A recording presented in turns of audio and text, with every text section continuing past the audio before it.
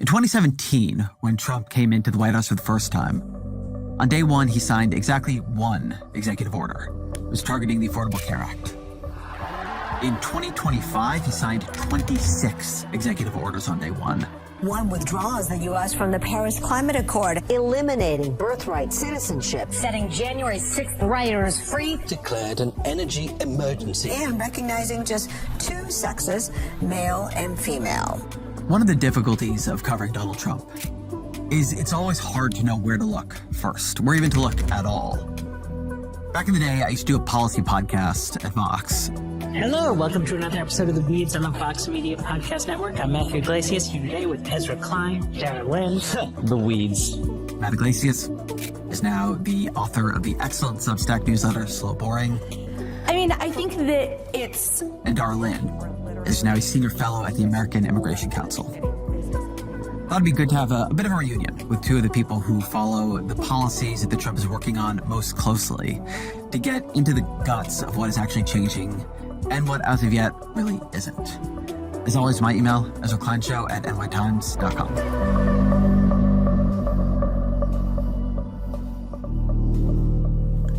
Darlin, Matt Iglesias, welcome to the show. Good to be here. Good to be on. It's like old times. Yeah. So let's dive into immigration first. Donald Trump signed about 10 executive orders on border security and immigration. When you look at them together, Dara, what do you see? What we see here is a body of orders that are pushing the federal government to take a much more aggressive approach on immigration enforcement, especially in the interior of the United States, especially integrating the military into border enforcement in a way we haven't seen, but without really prescribing a whole lot in terms of specifics, because they understand that that's going to have to happen at the agency level. That's going to have to, that requires the actual machinery of the federal government to work itself out. A lot of Biden-era enforcement priorities got rescinded. It is currently, and this is actually as of Tuesday night, the U.S. has the legal authority to deport people without a court hearing if they're arrested anywhere in the U.S. and cannot prove to an ICE agent's satisfaction that they've been in the U.S. for at least 2 years, which is something we're going to have to see how that plays out on the ground. And there is a push toward building more capacity for detention, which is going to be very important if they're going to scale up enforcement efforts. A push toward punishing other countries that refuse to accept deportation flights by putting visa sanctions on them, which is going to be extremely important if you're going to succeed in deporting people. So, like, on the interior side, there is a very big shift toward both the kind of expanded legal authority and the expanded capacity, which you can't do immediately, but which they're building toward. When you read this, Matt, does it look to you like mass deportation, which was promised and feared, or does it look to you like what they're trying to do is create a climate of fear and, as Mitt Romney once put it, self-deportation? I mean, what's actually happening is closer to the latter, right? I mean, in terms of the question of, like, what is the quantity of people who are deported, the historic peak for the United States came during Barack Obama. And the main reason for that, at least as I understand it, is that there was really strong cooperation between ICE and state and local law enforcement officials.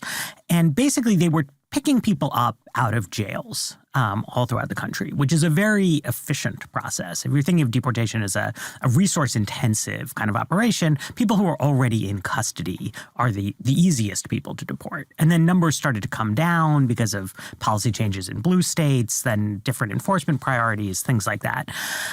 But what Trump at least would like, what real immigration hawks would like to see happen is create like harsh day-to-day living conditions for people who are in the country without authorization. Very optimistically, they hope people will self-deport. Beyond that, they just think it's a deterrent, right? Like, people come to the United States without visas because they believe that life as an illegal immigrant in the United States of America will be better than their life back at home. So if you can make it worse in any number of different ways, including by just raising uncertainty that a person kind of working off the books and minding their own business might get deported, that has a kind of an impact. if you do, like yesterday, I think Tom Honan was on TV and he was like, we arrested 308 people already, which was like, I think the average under Biden was about 310 ICE arrests per day, right? So there's a certain amount of like, we're getting tough theater that is occurring and that will occur. But we don't really know what's going to happen, right? I mean, we haven't ever seen really tough interior enforcement in the United States, both because of the logistics, but also because the politics are tough the more concrete you get, right? I mean, you can get right now this big immigration backlash. And so like, should we deport everyone? Polls like pretty well. You know, go into a restaurant that you like and ICE has like deported the guys washing the dishes and now the restaurant's closed and one of them is married and he's got, kids who are American citizens and there's like a sad story in the newspaper. That's where you get into more difficult things. And it's why Trump always talks about criminals. Because he's always talking about criminals, which is like, I think, an easy sell, right? Somebody who, in addition to immigrating illegally, has committed non-immigration crimes. But the impetus behind these orders is to try to say nobody is safe, right? Like everybody better watch their back. So as far as self-deportation, the immigration hawk theory of self-deportation has never really been about fear of deportation will lead people to self-deport. It's the inability to work is going to lead people to self-deport. And as far as that is concerned, there's a provision in these executive orders that says that the agencies shall ensure that no unauthorized immigrant has a work permit. Now, that's actually not current regulation. Current regulation is if you have a pending application for asylum, for a green card, et cetera, and it's been pending for a certain amount of time, you can apply for a work permit and work in the U.S. legally. If they're going to change those regulations, that takes people who are currently working legally, puts them into the illegal labor pool and, potentially removes what would be an impetus for them to stay. So that's definitely something to watch for. And there's this noise about, restricting all federal funding from any sanctuary jurisdiction, which was followed up with a memo sent by the Department of Justice to attorneys saying that they should investigate state and local officials who refuse to cooperate with the Trump administration. So the question of whether places that would be resistant are going to be bullied into cooperating and places that are enthusiastic are going to have the full support of the federal government behind them. If you do both of those things, then you really ramp up the ability to do this more frictionless handover. Do they, Dara, have a legislative agenda here? And one of the ways in which I mean that is you make the point that the self-deportation theory is that you can't work here and it's miserable to be here. But the theory of the longtime theory of how to make it hard to work here wasn't deportations. It was things like E-Verify. It was things like holding employers accountable for hiring undocumented or unauthorized immigrants. I have not heard them or Republicans talking that much about it, but I've been wondering if that's coming or if they just don't want to work with Congress, so they're not going to try. The extent to which E-Verify, and I was noticing this even under the first Trump term, like that it had just fallen out of the top tier of the wish list. You used to hear about it all the time under Obama, under Bush. Like this was the theory. What happened to it? I mean, I think it's because the traditional immigration hawks, the Center for Immigration Studies folks who had put together the intellectual framework of attrition through enforcement, which is what got called self-deportation, aren't the people who are running the show. They're a different flavor of immigration hawks who are much more concerned about cultural threat. And so putting together the intellectual apparatus of what are the buttons we push to get people to leave on their own isn't necessarily what they're thinking. The Stephen Miller approach is what are all of the other parts of the U.S. code that we haven't been looking at that can be used? There's a provision in here that cites a little used provision of U.S. law that says aliens have to register and says, okay, so the federal government's going to publicize that people have to register, and then we have to do as much as possible to criminally enforce failure to register. Now, people who entered the U.S. without papers have not had an opportunity to register, in many cases. And so there's a certain bit of paradox for like punishing people for failing to do something you never let them do. But it's that sort of thing. It's identifying unused tools, much more than, the big question for Congress I think is really a budgetary one, is how much money are they going to throw at enforcement? Because, as Matt pointed out, we've never done anything close to the scale of what they are threatening to want to do. And the more that Tom Homan and company want to spend on, getting headlines by sending a bunch of ICE agents into California, the less money there is in theory for stuff like, building soft-sided detention facilities and other unsexy things that you're going to need to do to get your capacity out. But Matt, they seem to have a much clearer pathway to working with Congress than they would have in the first term. You mentioned how one reason you had high levels of deportations under Obama was very strong cooperation between the federal government and the states. Under Trump, after Obama, you had this huge blue state backlash to immigration enforcement, and you had sanctuary cities and so on.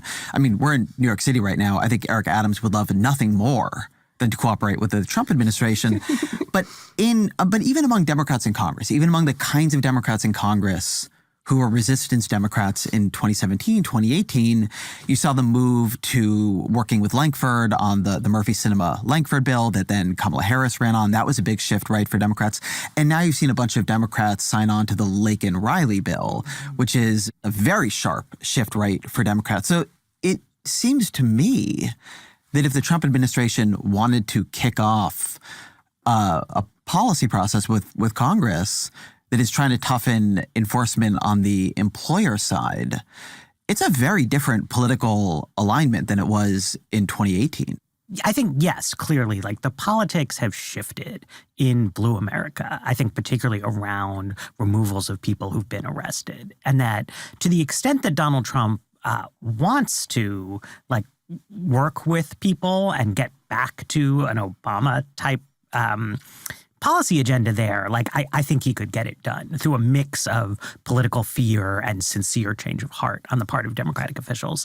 Laken-Riley Act deals with a basically related set of considerations. I mean, the headline, the thing Republicans would put in an ad against you if you voted no on it, is that this bill requires ICE to detain people, who've been convicted of theft and some other list of crimes. Arrested, yes.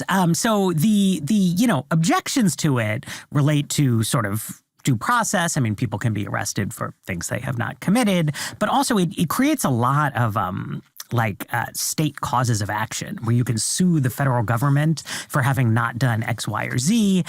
It was pretty clearly written when Joe Biden was president, to get Democrats to vote no, right? By saying this is unworkable, it's going to hamstring the executive, and then Republicans could run against it. Democrats started saying, well, we'll vote to advance this, but we're gonna fix that stuff in the amendment process. Then because Republicans really they wanted to get to no on that bill, so they wouldn't do any of the amendments. And then Democrats refused to take the no vote that Republicans wanted them to take. So now this probably unworkable bill has passed. E-Verify and employer sanctions are a different kettle of fish, because when Republicans were putting together, I think they called it H.R. 1. It was this big immigration package. H.R. 2? H.R. 2, yes. When Biden was president. And initially, mandatory E-Verify was in that package because the point of the package was to be maximally hawkish. Again, they wanted to get to no with Biden so they could complain.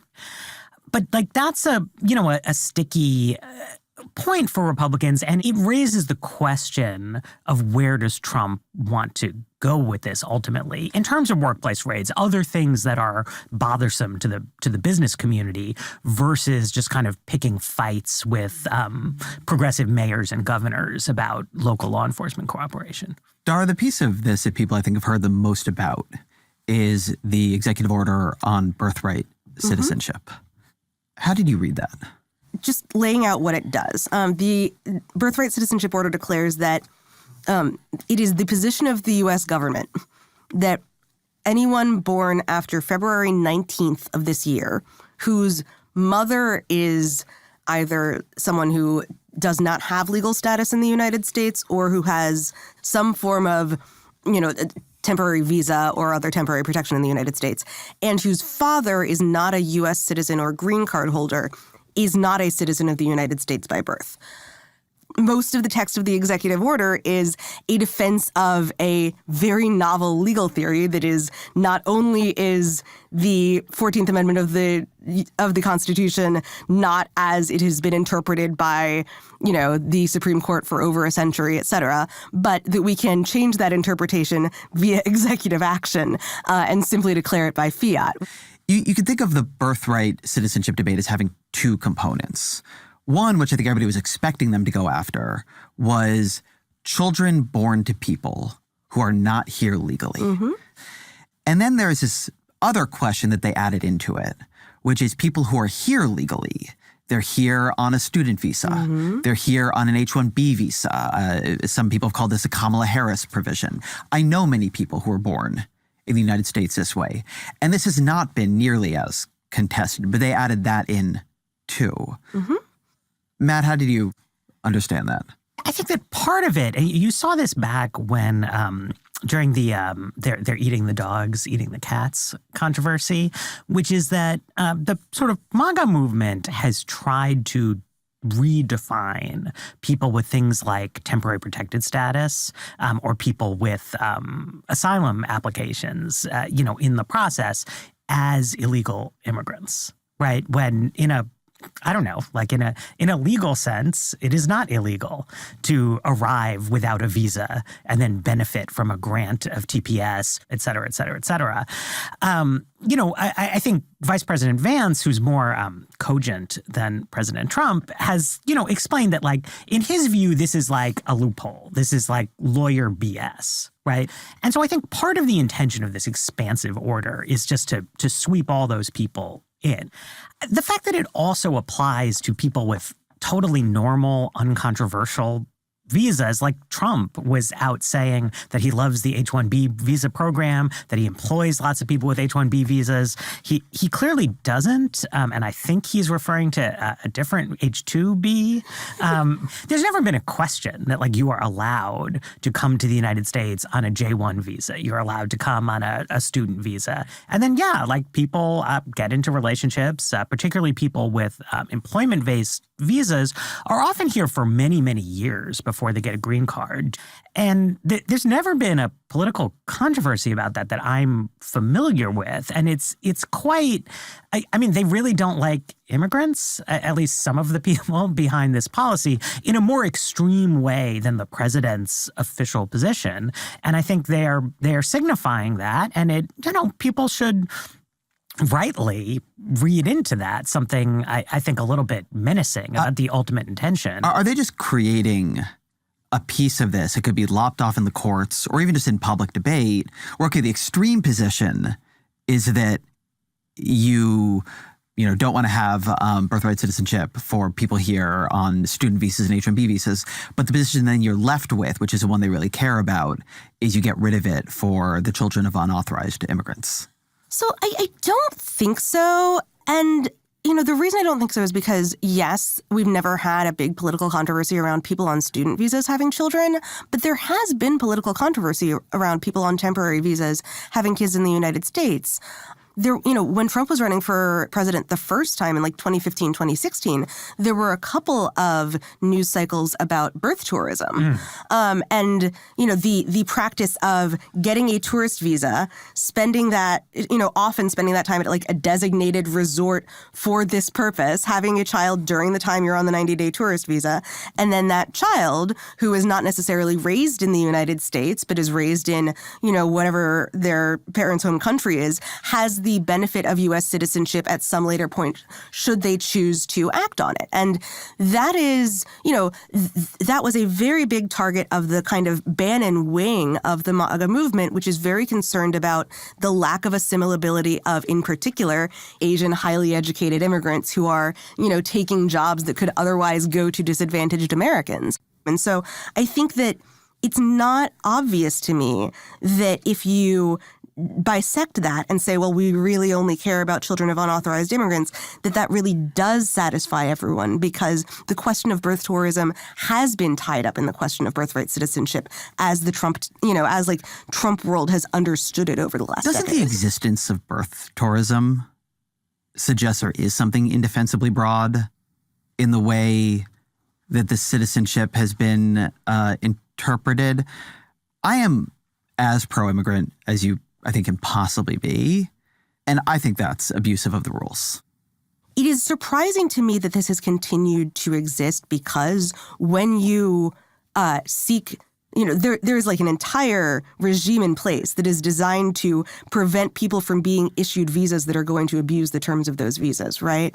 And so I am surprised that there hasn't been more of a crackdown on, excluding countries from the visa waiver program if they have a history of birth tourism. More aggressive, interviews at consulates about like, gee, I noticed that this 90-day window, it seems like pretty definite. You're really staying for the whole 90 days. Can you talk more about what you're doing during that time? And like more, because there's so much discretion to the State Department in denying visas, in theory, you could have an enforcement-based approach to that doesn't change the law. So that's, I think what we're identifying is a policy problem. So I see where you are. I just think that it's reasonable to talk about like a solution on the scale of the problem. I take that point, but obviously they don't want a narrow solution to the most egregious of the policy problems. What they want is a big debate about what it means to be a citizen. And Matt, I've been thinking about our long career in journalism, and you both probably remember covering immigration in the, I don't know, I call this like the 2005 to 2015 period. Mm-hmm. And back then, it was much more common to talk about illegal immigrants. Mm-hmm. And then you get a lot of email from people in the immigration advocacy community and also just people and say, listen, that's a really dehumanizing way to talk about this. Could we say, it's better to say undocumented immigrant, unauthorized immigrant, sort of eventually it's made its way to yard signs, right? No human being is illegal. You can talk about illegal immigration, but not illegal immigrants. And behind this linguistic change, I think really did come a change in the Democratic Party's affect towards illegal immigration. Mm-hmm. That illegal immigration, unauthorized immigrants, moved from a really big policy problem to solve, then during the Trump administration particularly, to a disadvantaged class to protect. And this feels to me like the argument that the Trump administration is at a very core level across both some of the enforcement and some of the birthright moves engaging, which is how should we feel about these people who are here illegally? Are they people we should view with sympathy and try to protect? Or are they an invasion, a horde, or at the very least criminals who have abused our system and need to be treated the way we treat other criminals, which is with punitive measures? I think that Trump has basically won this argument, that he has gotten, I shouldn't actually say Trump, because in a lot of ways, Greg Abbott was more like the key figure here, but got Democrats to admit that they in fact think it is undesirable to have sort of unlimited quantities of people arriving in their jurisdictions in an irregular manner. And you see that in the Laken Riley vote count. You see it in the Murphy-Langford bill. You see it in the executive orders that Joe Biden issued. And, to an extent, I think that was always reflected in some of Biden administration policy, but it only very much at the end became like what they would say they were trying to do. The interesting question for Trump, and I think people who win elections face this divide all the time, is do you want to make the most durable policy change that you can, or do you want to kind of have fights about things? Because I think clearly if the president of the United States really, really, really wants to shine a spotlight on birth tourism and say we need a bipartisan legislative solution to create some kind of denaturalization process for egregious abuses of this, whatever it is, I think it's tough for swing state Democrats, for anybody, for me, for you, for anybody to say no, birth tourism is amazing. We want to encourage this, right? The more things you stack onto the pile, the easier it is for everybody to say no, right? That we're going to basic 14th Amendment principles. We're talking about people on completely normal work visas have all sort of been lumped into this. It's really easy for Democrats to reject this order the way it's been written because it's so broad. But that also means that Republicans can have a fight about the order, right? They can pick the strong cases. Democrats can pick the weak cases. Nothing will get done. I think they'll just lose in court. I mean, the constitutional argument they're going with here is risible, in my opinion. But this is the first time, I think, in our long association together, I've heard you suggest that the fact that a constitutional argument is risible will mean it will lose in court. It's just... But I am pretty cynical about this, but you've always been more cynical than me. This is just a topic that has been litigated like a lot over the years. And I've never... Isn't that what people said about the individual mandate and the Medicaid expansion in Obamacare? I know, but Dara will correct me if I'm wrong. But I mean, I think just very literally, this question of what does it mean to be subject to the laws thereof has been litigated. This is not like a new version of an old question. They want to arrest illegal immigrants, right? That's like a big point of emphasis here, which is to say they are subject to the jurisdiction of the American government. There's no argument that illegal immigrants have diplomatic immunity or something like that, or that, they're sovereign tribal nations. Well, isn't the argument that they're an invasion, right, Dara? That's what they're trying to play? Well, the invasion thing is, I think, separate. How would you describe the argument they're trying to make? If you were to say what they think in this court they have helped build, when Steve Miller goes to bed at night and is optimistic about the morning, what Supreme Court opinion he's hoping gets issued? I mean, it's very hard to tell from the outside the difference between we genuinely think that this question has never been properly tried because when Wong Kim Ark was decided over a century ago, we didn't have illegal immigration in the same way. The circumstances of Wong Kim Ark stem from the Chinese Exclusion Act, which was 3 immigration regimes ago. And so now that we have a population of millions of people who have no legal status in the United States, you can make the argument that they're not subject to the jurisdiction of the United States in a way you couldn't before. And how much of it is, but we have the Supreme Court now, so they can change.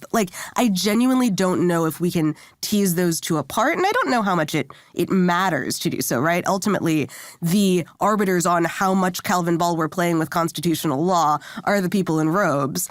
And I agree with Matt that they would have to be playing a whole lot of Calvin ball in order to side with the administration on this. I think the other question here when we're talking about the kind of broad politics of how do we talk about unauthorized immigrants is that we have a wave of new arrivals of people primarily entering through the asylum system over the last decade. The growing population of people with temporary protections, such as TPS, such as these Biden parole programs, who are also more recent arrivals. And you still have the unauthorized immigrants that you had 10 years ago who have been here 10 years longer and who, for the most part, still haven't had any point of access into the immigration system. And so as we've talked for the last 10 years about immigration as being a border asylum issue, and I think Matt was calling this out years ago, that created political problems for Democrats because it took a population that had been here for a long time and made them feel like they were being shunted aside in favor of more recent arrivals. But it also means that they're now in danger of getting lumped in as invaders. And I think that the invasion, the legal aspects of the invasion argument are really hard because they're primarily military, and I'm not an expert in that. But I do think that it is very important for the birthright point, that it's building the rhetorical case that they aren't subject to our jurisdiction. They are trying to come for us. So I want to move to the economy. When Donald Trump was running for president, one of his very strongest arguments was that everything got very expensive under Joe Biden. Mm-hmm. He has himself said that the price of groceries was a very big part of why he won the election. When you look at what Trump said in his inauguration speech, when you look at the executive orders, when you look at what they at least said they are doing, what agenda emerges for you on the cost of living? Well, they are clearly hoping that increased domestic energy production will have benefits for cost of living. I mean, that's the part that you can connect the dots on. I mean, I think experts have some skepticism about that. On the groceries, there's really not not a lot going on here. In the orders, it's like literally nothing. I could have suggested some things for them if they wanted to. So like the Biden administration, for example, like raised like the wage floor standards for agricultural guest worker visas. It was like the only restrictionist thing that they really did, and you could put that back down, make things cheaper. Well, let's hold on the energy piece because he did do a lot on energy. Yes. And it's not crazy to say that increased energy production would be good for American growth and bring down prices. I think people forget this, but it took him months to leave the Paris Climate Accords in his first term. I mean, they moved much more slowly in their theory of what to do on climate and energy back then. Elon Musk was very angry about it. Elon Musk was very angry about it, yes. Elon Musk had some very different views back then. The theory now is you can increase domestic production. Domestic production of fossil fuels, which is what they're targeting, is currently at record levels. It has never been higher in American history. How much headroom do they have here? This is a tough one, right? I mean, I think if you talk to people in the oil and gas industry, the thing that they were really mad at the Biden administration about was pausing the construction of new liquefied natural gas terminals.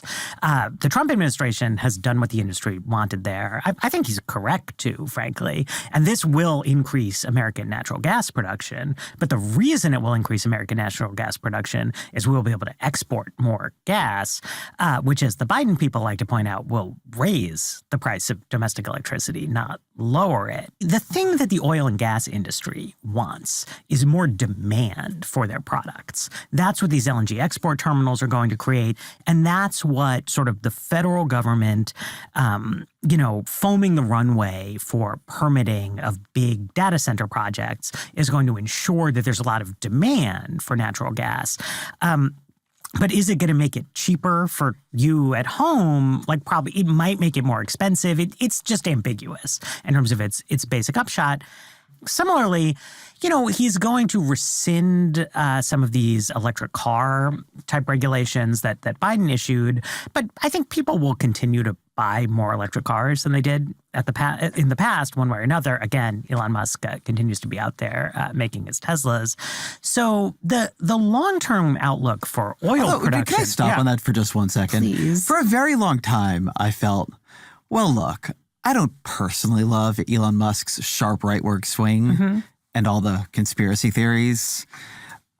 But it's going to get more people buying electric cars. Yeah, if Elon Musk can depolarize electric vehicles and make it something not just that liberals in San Francisco want to do, but actually a status symbol for Texans too, and maybe get Donald Trump on board with it as a sort of symbol of like American ingenuity and dominance of one of the obvious industries of the future.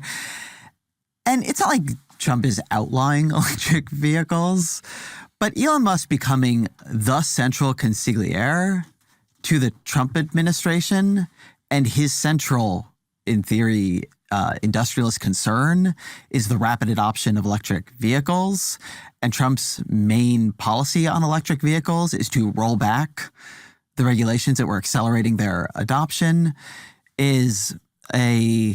I guess you give Elon Musk points for being principled on things that are not just his business interests, but it's a little bit disappointing as what the trade ended up being. Can I step back a little bit? Yeah. Because, I think that one of the things that really strikes me going into this Trump administration as opposed to the first one is the first time around, it was very clear that Donald Trump was a politician without a constituency. He had not been made by anybody. And so there was nobody who was going to haul him into a room and say, we brought you here. If you don't listen to us, we will end you. And that made it much harder to predict what he would do. It made the kind of White House intrigue stories of who he was listening to much more important because you couldn't use that standard political calculus. This time around, he's coming in with what looks much more like a traditional political coalition with various people feeling they have claims on him, which includes both, in this case, the Musk and company, industrialist policy, crony capitalist. It is very important for the government to affirmatively subsidize the things that we want.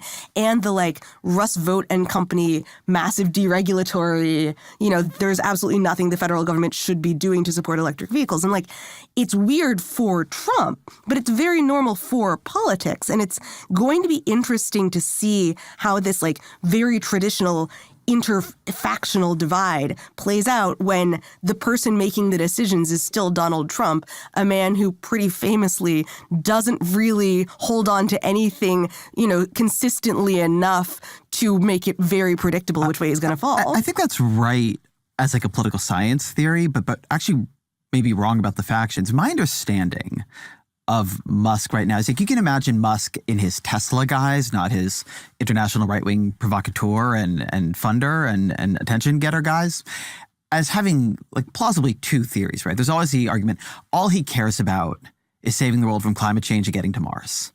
There's this other theory that what he wants is for Tesla to be the biggest company in the world because that is where the bulk of his wealth is and his power is.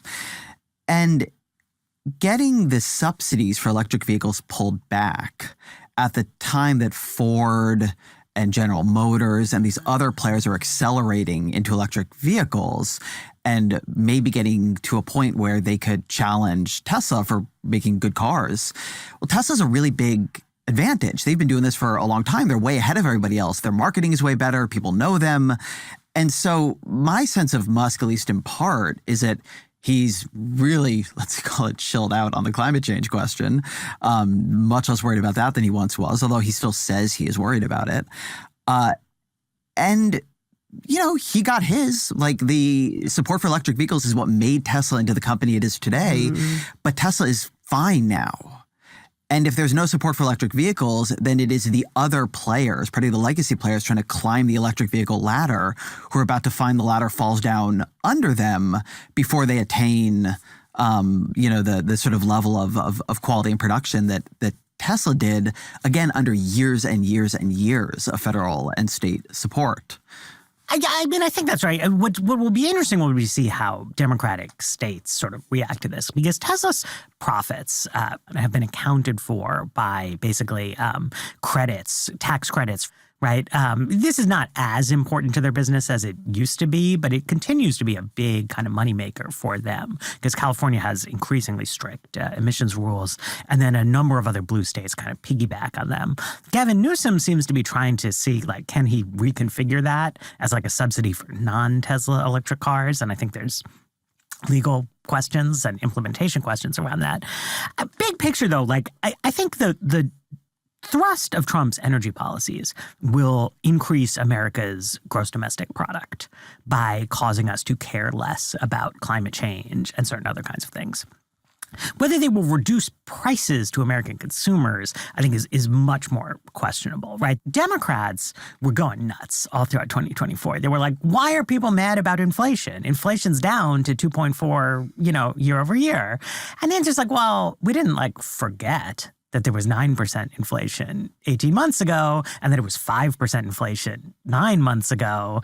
And so now... and the prices did not go down. And so, you couldn't forget because things were still more expensive. Exactly. Yeah. But you get used to price levels. Yeah. And also I don't want to say we remember it was Joe Biden's fault, but the people who think it was Joe Biden's fault remember that they think it was Joe Biden's fault. So, I don't know that it's actually...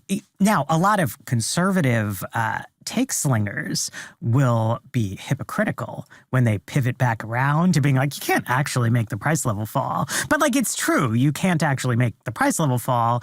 And I just don't, it's a shame for Joe Biden that we had 9% inflation when he was president. But people were mad about that. And I don't know that there's going to be so much juice in lol, prices didn't get cheaper. That being said, we when I was a guest on your show previously, we talked about this a lot, but Trump's tariff agenda, his fiscal policy, all of that points toward a acceleration of inflation.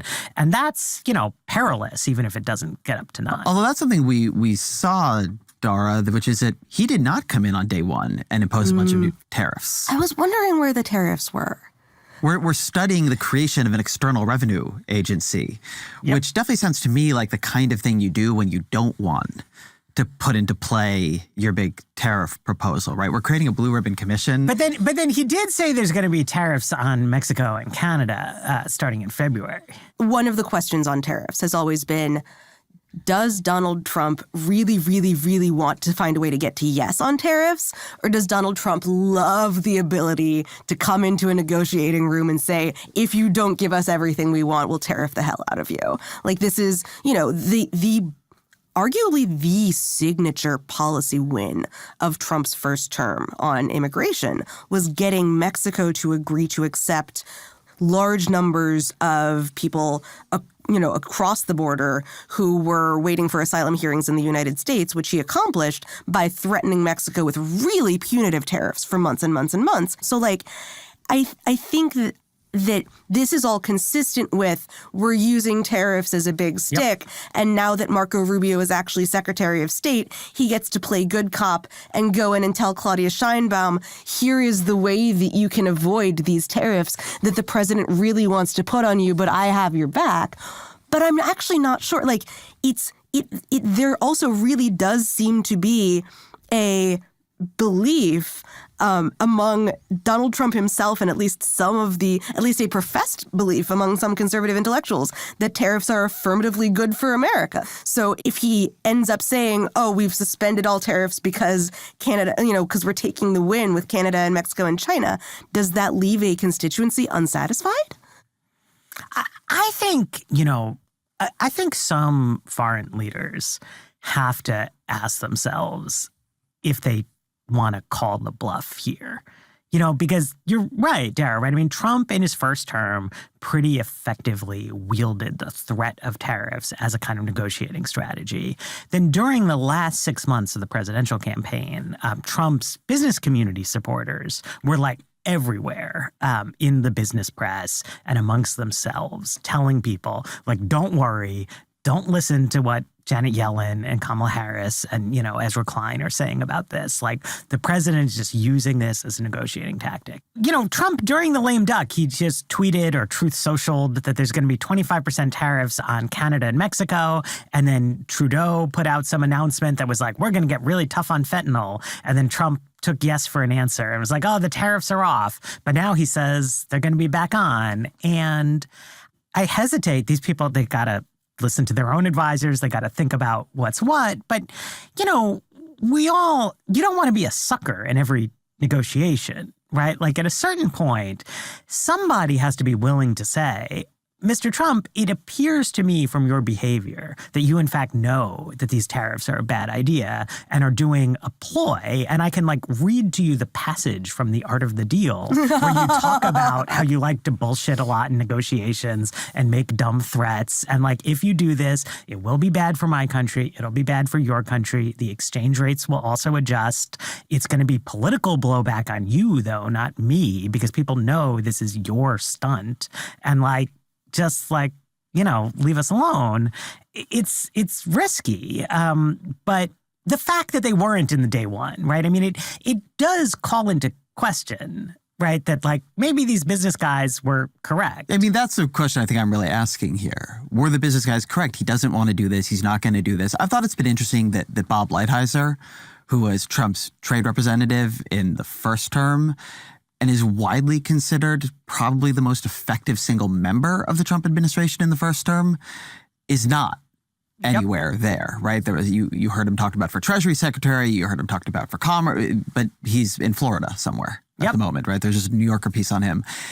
It's not that the people who are there are not pro-tariff. Many of them, the head of the Council of Economic Advisors has written, positively on tariffs. Scott Bessent, the Treasury Secretary, has talked about tariffs. But Bessent has talked about tariffs as a negotiating tactic. And exactly. Stephen Mirren wrote an article for, I think he just did it for his hedge fund or something. And it's what the article, quote unquote, says is that the liberals are wrong and tariffs are really good. But then the analysis is that tariffs actually won't raise prices because exchange rates will adjust. And that means that you want to make the tariffs phase in slowly so that financial markets have time to adjust to the tariffs. And it all just seems like a way to say that you're for tariffs while actually acknowledging that they're bad. One view, I guess, is that Trump was like tricked by these guys. Mm-hmm. I don't know. I kind of feel like I've been looking at all the like obsequious flattery that different CEOs have been throwing Trump's way. And I'm like, do I really think that Donald Trump is such a like naive patsy as everybody is saying? And it's like everyone knows the way to Trump's heart is with like completely disingenuous flattery. Or does he just enjoy this, right? Like as a thing, he thinks it's funny that he can make the monkeys dance by putting it out there that like if you say nice things about Trump, he'll like you. No, I would go further than this. I think you're missing an option on that. So one of the things going on right now is this announcement of Stargate, a consortium of companies working on AI who want to put in huge amounts of money into energy and AI data center infrastructure. And Stargate was going on and getting ready, and people were working on this before Donald Trump became president. Then he became president, and now they're like, thank you, Donald Trump. We couldn't do it without you, which in some technical sense is probably true. It's useful to have the help of the president, but it's not a Trump initiative. But then Elon Musk, who hates Sam Altman and is suing OpenAI for turning itself into a for-profit or trying to turn itself into a for-profit, he tweeted something mean at Sam Altman. I don't remember exactly what. And then he and Altman got into a spat. Musk said they don't actually have the money. Yeah, something And like then that. Altman came back and was like, I hope that in your new role, you mostly make decisions that are good for America. So that was interesting. And then the next day, Sam Altman comes out and says, I really realize that I completely misjudged Donald Trump in the first term. I was thinking like an NPC, which is like right-wing internet meme for non-player character coming from video games, which is like a crazy thing to say about yourself, but whatever. And that Trump is going to be so great for America. And I've really turned around on this whole thing, and I'm sorry for underestimating him before, but I am all in. I'm paraphrasing him, but that's functionally what he says. Maybe that's how he feels. Maybe it's half how he feels, but it certainly looks like he's now trying to outmaneuver Musk, right? Trump was excited about Stargate.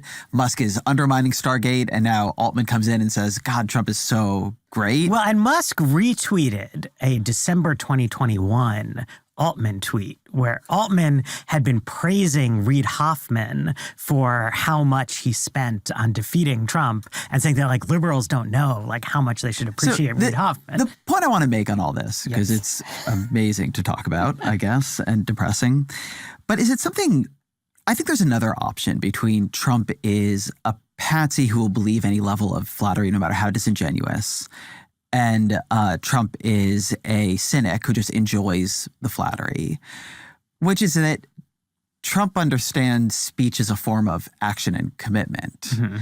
And that whether you believe it or not, when you go out and you say, I am pro-Trump and he is a genius, you have either subtly or aggressively shifted who you are in public, if you're Sam Altman or someone like that, in ways that then change how you have to act and who your allies are. And, in the same way that making Sean Spicer say that the inauguration crowds were the biggest ever was a way of, arguably, you see this a lot in authoritarian countries, enforcing that loyalty test makes it people who have taken it more loyal because their other options have become worse, right? Sam Altman is probably held in worse repute in the Democratic Party today. And to be fair, Democrats were already annoying him by sending him letters about why he was donating so much to the inauguration fund.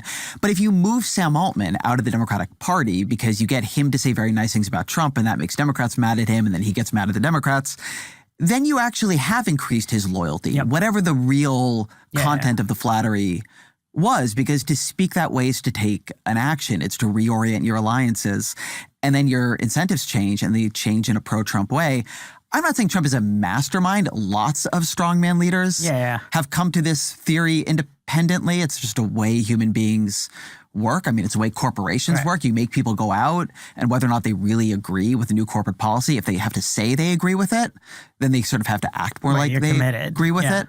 But that's what I read is happening here. So we need a Michael Bennett, Sam Altman beer summit where they can talk about their letter sending. No, that all makes sense.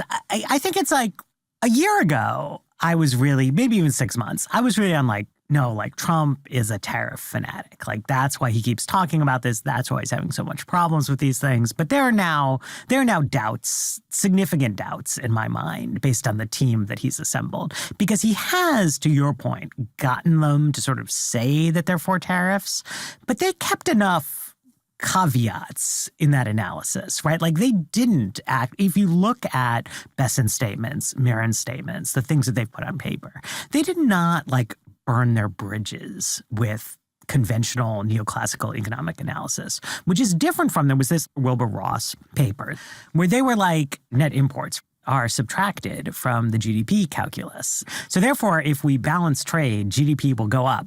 And that's totally wrong. That's like really bad economics.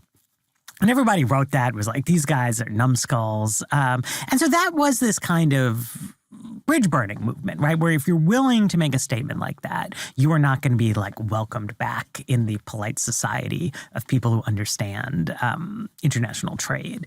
Whereas like this Mirren thing where it's like, well, it might generate some revenue and the equilibrium price effects are not actually that large. That's like, I think not what most people think, but it's reasonable. All of this is unpredictable. My wife and I are thinking about buying a new car. We were asking ourselves, like, do we need to rush out and get it before the tariffs come in? And we're like, I don't know. It's like exchange rate might adjust. Like, we don't know what's going to happen. There could be retaliation that actually makes things cheaper. The world is complicated. And like on that level of tariff defense that they've come up with is respectable enough that it just kind of makes me think like maybe this is just for show. And, you know, I'll eat my words when imported fertilizer all has a 20% tax and nobody can buy bananas. But the question of predictability is what like I cannot get my head around, though, because like in economics as it's understood, like, and I didn't think this was particularly controversial. Like the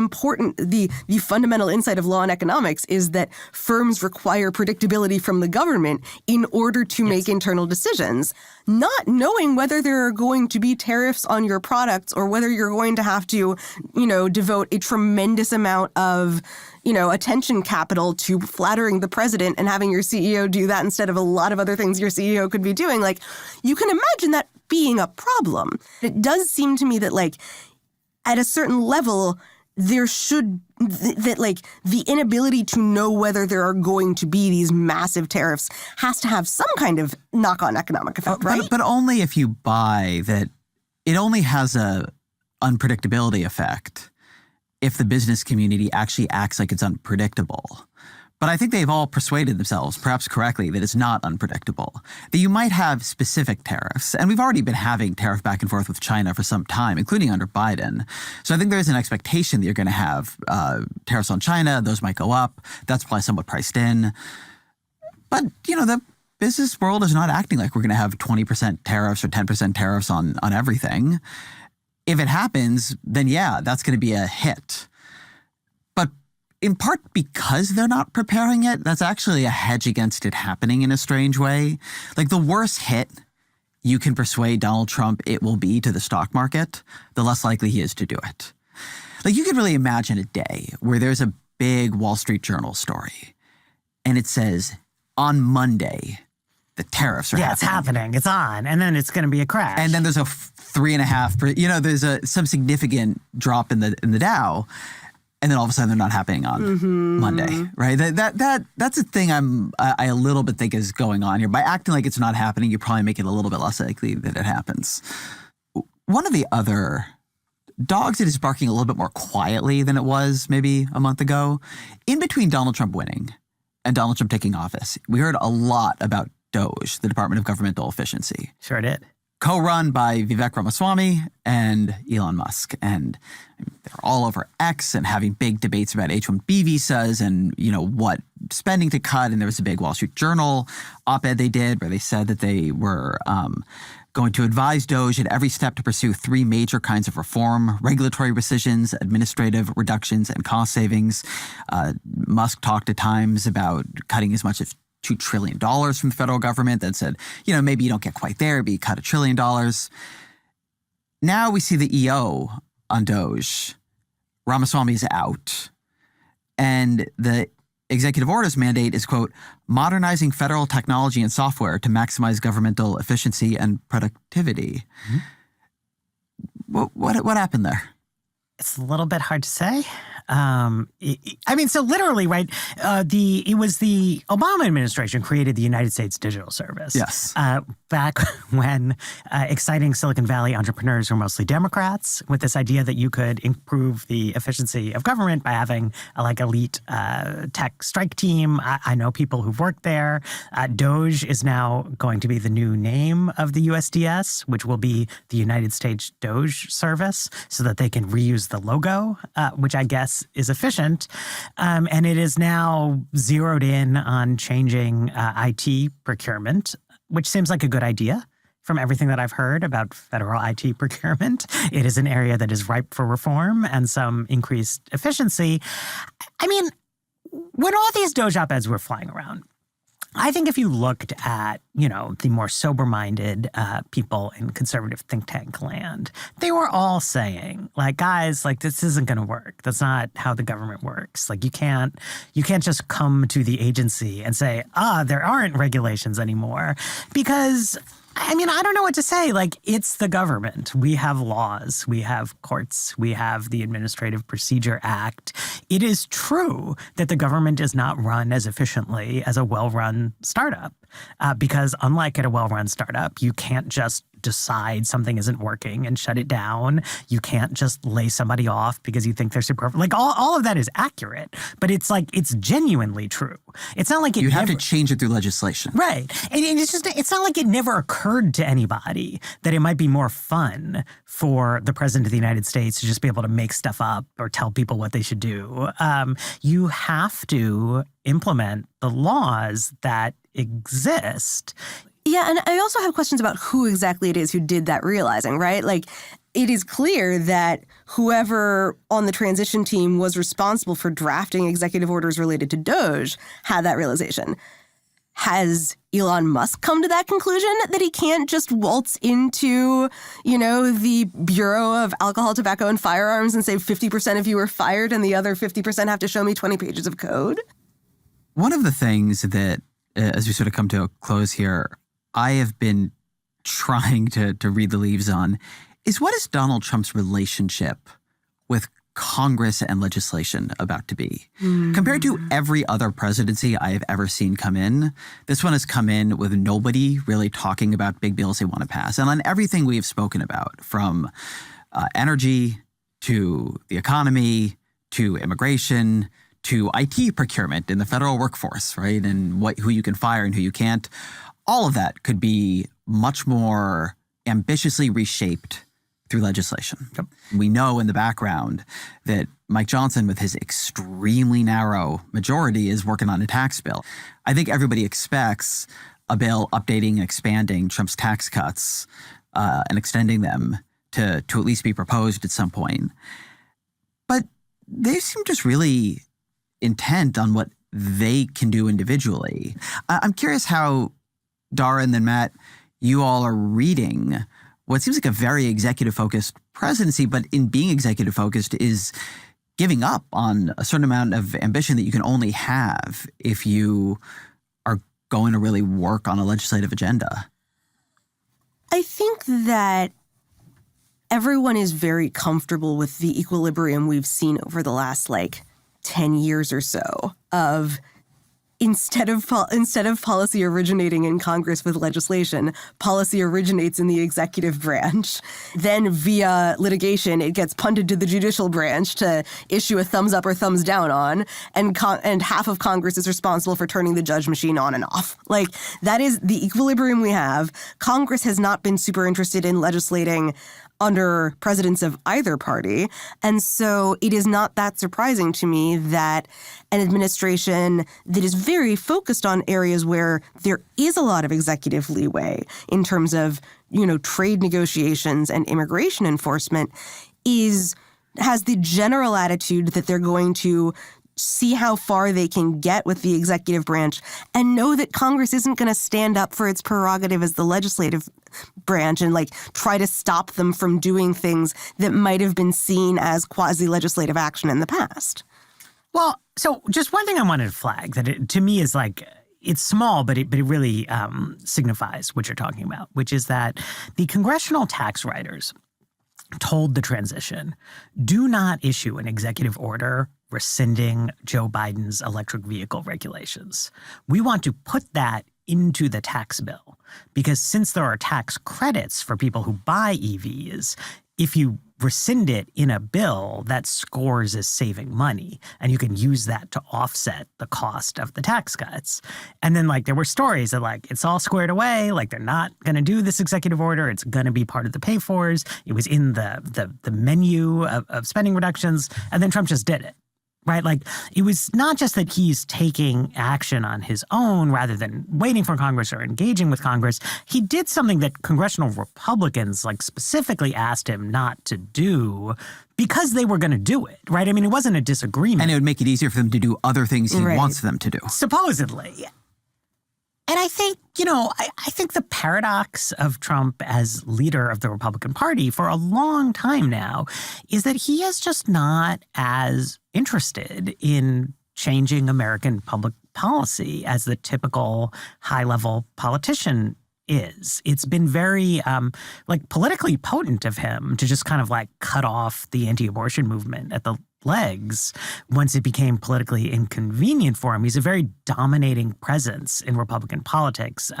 Joe Biden spent a lot of time worrying about blowback from the left over various things and showing that he was delivering. But with Trump, the presence, the persona, the lib owning, the announcements kind of are delivering for his core supporters.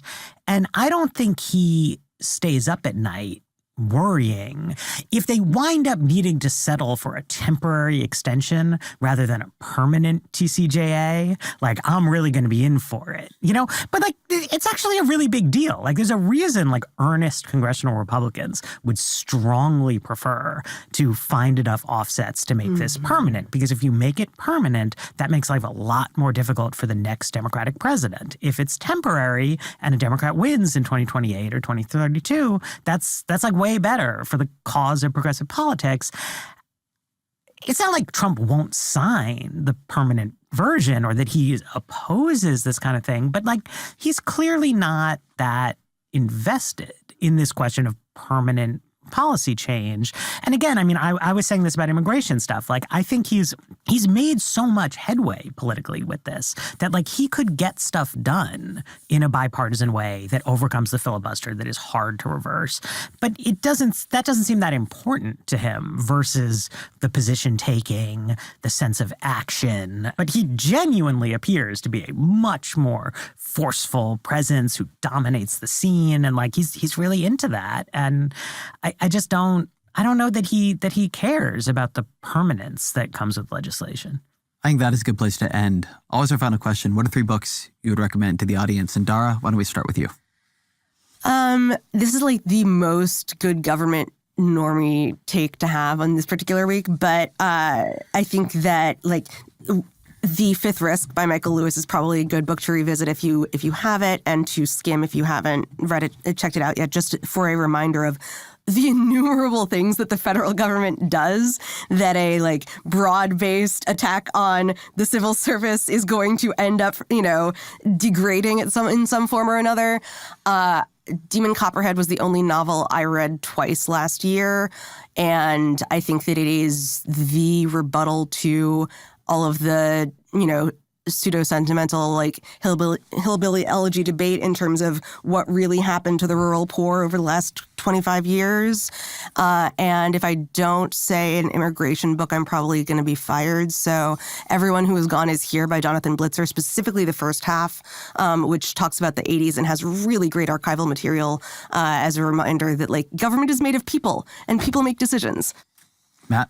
Tim Schenk's book, Left Adrift, is a great sort of intervention into the, what's up with Democrats kind of debate, looking historically at Bill Clinton and, to an extent, Barack Obama, but also a lot of Tony Blair, Ehud Barak, sort of center-left figures. Very good stuff. Mark Dunkelman has a book that is, I think, not quite out yet, but I read in galleys, and that is going to be released in a couple weeks. I just read it as well. It's called Why Nothing Works. It's it covers similar themes to your book, but more detail. Abundance coming out in March. Yeah, but more detail on a narrower set of topics, and you'll really learn a lot about the history of kind of big infrastructure projects. I've been trying to reclaim my kind of scrambled cognition in the new era, so I'm reading old, long novels. Middlemarch is, by many people's estimate, the greatest English language novel ever written. I read on the internet, so I read it. It's really good, you know? It's sometimes the conventional wisdom, they really nailed that one. It's by George Eliot. You can get it for 20 cents on an ebook version. Public domain is lovely. You'll learn something, and you'll learn how to read long sentences, which is miraculous in this day and age. Dara Lind, Matt Iglesias, thank you very much. Thank you.